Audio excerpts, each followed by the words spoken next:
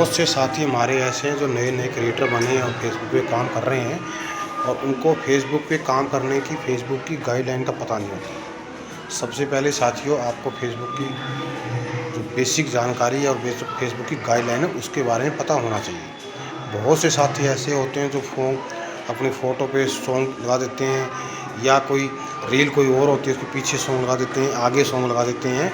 तो आपको ये ध्यान रखना है, अगर आपको फेसबुक पे काम करना है तो आपका तरीका सही होना चाहिए, आपको जानकारी होनी चाहिए कि आप किस पोस्ट पे सॉन्ग लगा सकते हैं, किस पे नहीं लगा सकते हैं।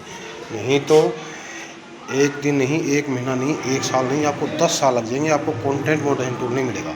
और जब तक आपको टूल नहीं मिलेगा आपके काम करने का कोई फ़ायदा नहीं, आपकी कोई अर्निंग नहीं होगी। इसलिए उन सभी साथियों से मेरा एक हाथ जोड़ के निवेदन है जो फेसबुक पे काम कर रहे हैं, उनको हमेशा फेसबुक की गाइडलाइन के अनुरूप फेसबुक के तरीका, फेसबुक की बेसिक जानकारी पता होनी चाहिए।